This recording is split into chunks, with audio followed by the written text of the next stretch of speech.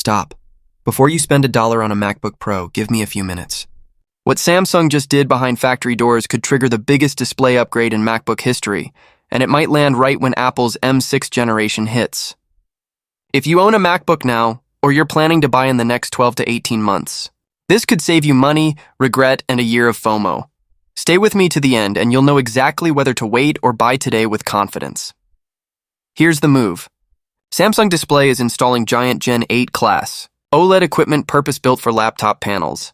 This isn't a routine upgrade. It's the missing puzzle piece that finally makes 14 and 16-inch OLED screens economical at Apple's scale. Think of a single mother glass the size of a garage door sliding through vacuum chambers the length of a bus. Up to now, OLED lines were tuned for phones. Cutting big laptop panels from smaller glass meant wasted area, lower yields, and higher prices. Gen 8 flips the math. More panels per sheet, less waste, better yields. That's why OLED MacBooks didn't happen before. Now the economics work. What's actually going in? The heavy hitters. Deposition systems to lay down organic layers, encapsulation gear to seal them tight, lithography and cutting tools to slice multiple laptop screens out of one massive sheet.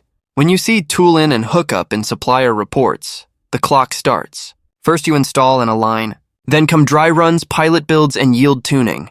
In display land, installation to true mass production typically spans 6 to 12 months, longer if yields fight back. Translation. This is the stage that makes an OLED MacBook Pro possible in a realistic 2026 window, lining up with the rumored M6 cycle. Could it slip earlier? Unlikely. Could some SKUs appear later? Always possible.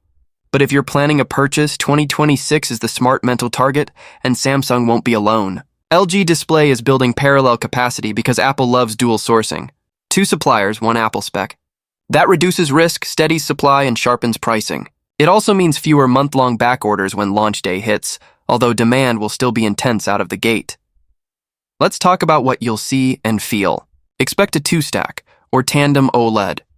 That means 2 emission layers working together for higher brightness and longer life at the same drive current.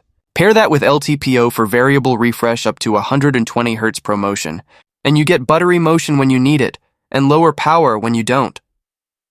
Per pixel control means no blooming. Those halos around bright text on a dark background vanish. Blacks are actually black. Near black detail pops. Off-axis color stays faithful. If you edit photos, grade HDR, design UI, or just care about a premium screen, it's a real step change. It'll likely be thinner and lighter too. OLED doesn't need a thick backlight, and the hybrid construction, thin glass substrate plus flexible encapsulation, can shave millimeters and grams from the lid. That's not just vibes.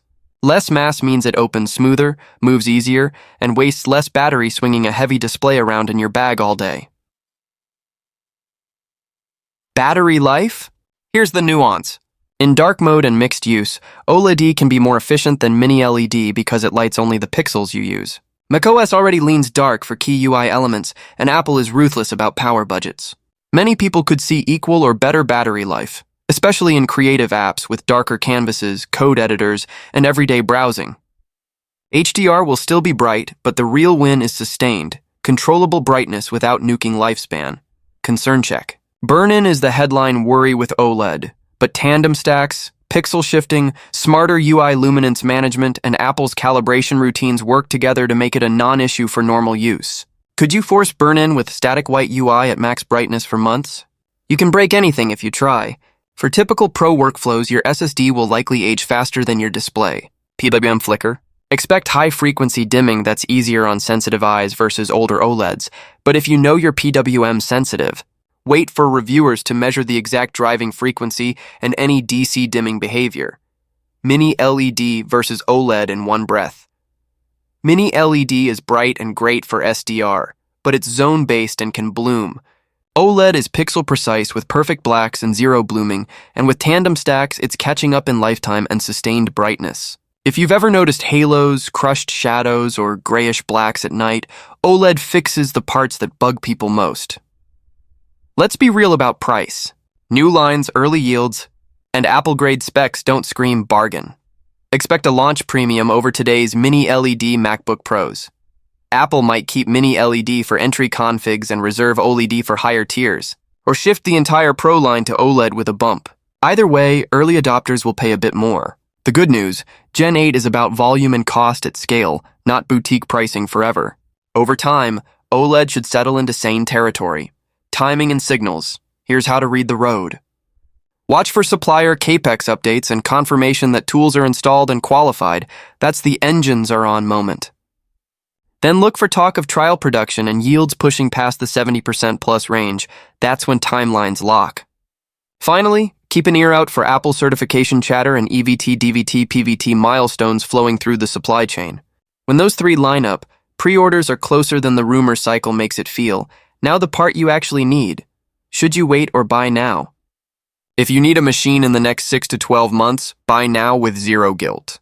M-series chips are absurdly fast, thermals are mature, and Apple's mini LED XDR displays are still excellent for most work. If you can wait 12 to 18 months and the screen is your top priority, HDR grading, photography, design, or you just crave that OLED contrast, waiting likely gets you the most visually meaningful upgrade Apple has made to the MacBook Pro in years. If you're PWM sensitive, put a pin in your calendar for first wave reviews and lab measurements before you jump. Make the decision like a pro with this quick gut check. Do blooming halos on dark UI bug you? Wait, do you work in SDR most of the day and need a reliable machine now? Buy.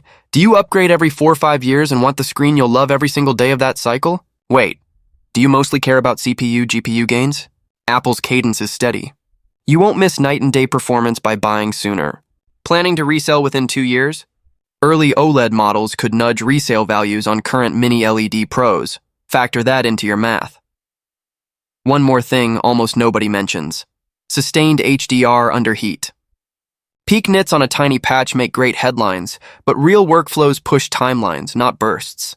Pay attention to sustained full-screen HDR, highlight stability over time, and how aggressive brightness limiting feels when the chassis warms up. That's where great engineering separates itself from great marketing. So here's the bottom line. Samsung's Gen 8 OLED ramp is the domino we've been waiting for. Bigger glass makes big panels economical, tandem stacks make them durable and bright, and Apple's scale makes them inevitable.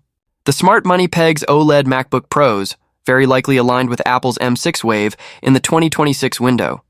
If the display is your daily happiness factor, waiting could be the smartest tech decision you make this cycle. If you can't wait, you'll still get an incredible machine today with no regrets, because when OLED finally lands, you'll know exactly why you're upgrading, and you'll be ready.